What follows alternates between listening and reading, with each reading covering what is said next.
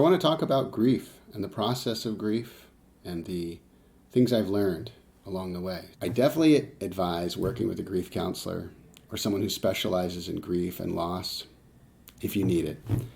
I think it's really great, a great luxury, but not everyone can afford it. Not everyone knows where to find these resources. And so that's part of the reason I'm sharing this video. So there's a few lessons that have been really helpful to me. I did see a grief counselor when my father passed away, and a bit while my mother had passed away as well. And it really helped me on my path to work with the grief in ways that were more healthy and helpful to me, at least. So I'm passing this along in case this is helpful to you.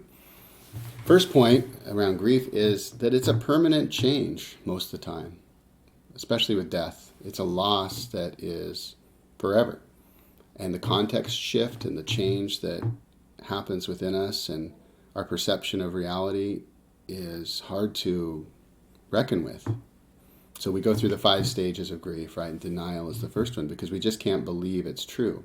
Even if we've been expecting someone to pass away, like my mother had had dementia for 7 or 8 years, and we knew at some point that would be the end for her, but we didn't know when, and when it did happen, it's still a monumental shift.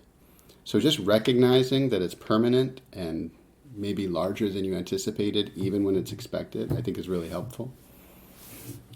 But then it comes to like the waves of grief. So at some point, you feel waves of grief that are, and waves of sadness, darkness, whatever, that are really hard. And sometimes it goes away for a bit, and you almost feel a little strange, like, shouldn't I be more upset? Shouldn't I be sadder or more depressed? And it might feel like you're doing okay. But don't worry, the grief is still there. It will come back. And in my experience, it's surprising. Sometimes you feel like you're doing great, and all of a sudden on another day, not doing so well. And it can be disorienting and kind of shocking that like, whoa, I thought I was doing okay. And here I guess I've got some more grieving to do or some more sadness to process. There's a couple ways you can grieve. One is described to me as intentional grieving. Grieving when you actually mean to process some of the sadness around that person and what you've lost. So this is like picking up photos of your loved one and looking at them, maybe looking at things that were special to them or being in places that were special to them. The other type of grieving is the sort of escape from grief. It's just called the non-grieving approach, where sometimes the grieving is too much and we need a distraction. And it was sort of described to me that men are typically better at distracting themselves when grief is present, and women are typically better at the type of grieving where they really, process the grief and have the photos and have a good cry and have a, walk in nature with a place where the loved one might have liked to be. So that's a very generalized, stereotypical sort of approach to thinking about it. But I think what's helpful is, noting, am I grieving right now actively, or am I sort of needing a break? And so both are important, I think. Sometimes it's too much. Like if you're feeling really distraught and upset, it's not the time to get out the photo album and start processing more, in my opinion. However, if you're doing well and you are just ignoring it and not processing it, that also can come back to bite you and is not really all the way embracing the situation that's happened. So that was, active versus passive grieving.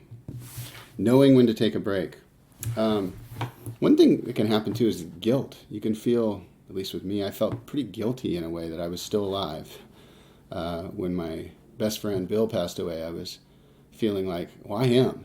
What was it, and why did he get colon cancer, right? I mean, we know these things; these are obvious parts of our lived experience. But what is it about bad luck or a circumstance, and why are we on the other side of that? And it can feel like guilt is needed. So just recognizing that, and I think leaning into it, noting it, noting that the intention is noble, but there's nothing we can do about it. I still think it's important to process it. Another key helpful bit of advice I got was to be really careful about holidays and special days, like birthdays of the loved one or any sort of special celebrations, anniversaries, that sort of thing. Those dates can really conjure up all kinds of difficulty around the loss. You may not expect it. Like your holiday might be coming, whatever it is, Christmas or Hanukkah or whatever you celebrate, and all of a sudden you think everything's great. Oh, it's going to be a great time. And then you get there and you're like, whoa, not so great. So having a plan for what you're going to do is a really great strategy to just say, let's maybe plan something different, or maybe plan a toast or a celebration or something, but then it's finite and you know what it is. I think that's a really great way to take care of yourself. Hopefully that's helpful. I think noting that it's okay to not be okay. So there's a book, I think, by that title, and I think that's a popular saying, but it's okay to not be okay. So giving yourself permission to say, I don't feel like going out tonight with friends, or I don't feel like a dinner party, or I don't feel like a celebration on my own birthday. Could be something you do to take care of yourself because you're feeling like it's too much right now. So being okay with not being okay is really important. And then this next one's a little interesting. We'll see how you process this. But talking to the other side. When my dad passed away, I don't think he was happy about the whole way it went down. And a bit of advice I got was to just talk to him. Just talk as if he's right here with us. And that's maybe sounds a little bit impossible to you, depending on your belief system. But it doesn't really matter if it's possible or not. That's the catch. Because if you talk to them, your brain and your emotional experiences will still process it as if it's real. And you can almost, like with me at least, I can almost hear what my dad would say because I'm so familiar with what my dad might say, or my mom, or my friend Bill, that I know what they might say. So by processing, by having this conversation with them on the other side, it's therapeutic. It's like self-therapy. So I think in these days, we don't maybe give ourselves permission to have imaginary friends or be talking out loud by ourselves, right? If we see someone out in the world ranting and talking to themselves, we think that person's crazy. But actually, it's just part of humanity. It's just part of living our experience and the theater of life, let's call it. Being out there and able to talk about what's really important to us. Even if there's no actual person on the other side, it's still us witnessing ourselves having that conversation.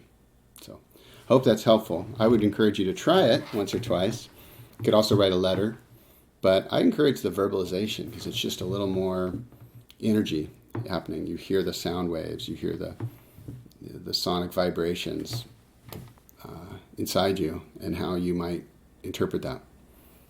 Give it a try. Let me know how that goes. So for you, I didn't start with a question, which I'm trying to do more of in videos, but I'm curious how grief is looking for you and what's working for you in your grief, because I find it's a lifelong journey and I'm on it too. So thanks for watching and hope to see you in another video. Hope this is helpful and wishing you much luck.